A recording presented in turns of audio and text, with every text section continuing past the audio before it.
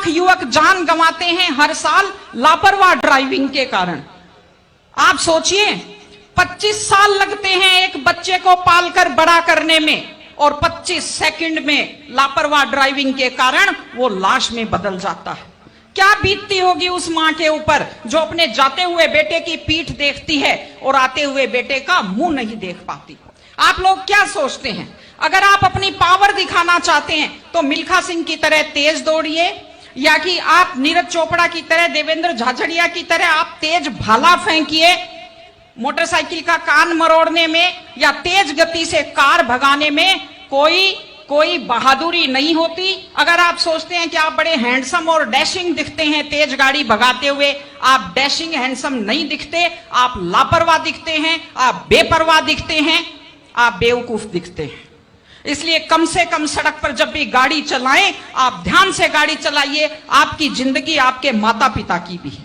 एक छोटी सी चीज और कहना चाहती हूं, हमारे बुजुर्ग हमें जब पालते हैं, जो लोग खेती से बच्चों को पढ़ाते हैं, जो लोग छोटी आमदनी में बच्चों को पढ़ाते हैं, उनकी पूरी उम्र खप जाती है अपने बच्चों की जिंदगी बनाने में।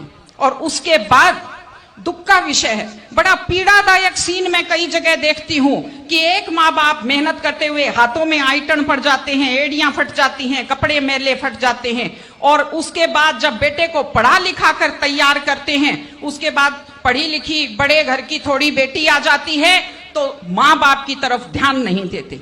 आज हमारे 60-70% घरों में हालत यह है कि बुजुर्गों को रोटी तो मिल रही है लेकिन इज्जत से रोटी नहीं मिल रही।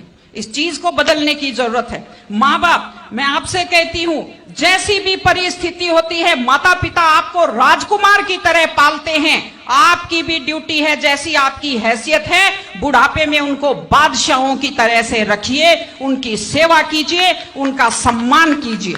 इस तरह से माता पिता की सेवा कीजिए। वो अपनी जिंदगी आपके लिए कुर्बान कर देते हैं। और माताएं बहनें बैठी हैं, एक छोटी सी लास्ट बात जो मैं कह रही हूं, बेटियों को समझदार बनाइए, बेटियों को बेटा मत बनाइए, क्योंकि बेटे तो लापरवाह होते हैं।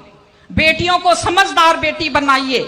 जब वो घर से बाहर जाती है तो उसको समझाइए कि वो साथ अपने घर की इज्जत लेकर के जाती है। बेटियों को समझाइए कि कैसे लोग मीठी मीठी बातों का जाल लेकर शिकारियों की तरह से घूमते हैं। और अपनी बेटी को संस्कार दीजिए कि वो जिस घर में जाए अपने सास ससुर की सेवा करे। आजकल मैंने नया ट्रेंड देखा है, बेटियां माँ मम्मी की तो बहुत चिंता करती है लेकिन सास की चिंता नहीं करती हैं।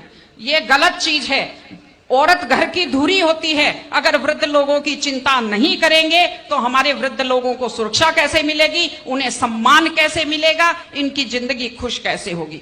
इसलिए कोई भी कौम तभी आगे बढ़ती है जब वो संस्कारवान हो, जब वो मेहनती हो, जब वो शिक्षा पर ध्यान दे। हमने ये सब किया है, मैं आपको बधाई देती हूं।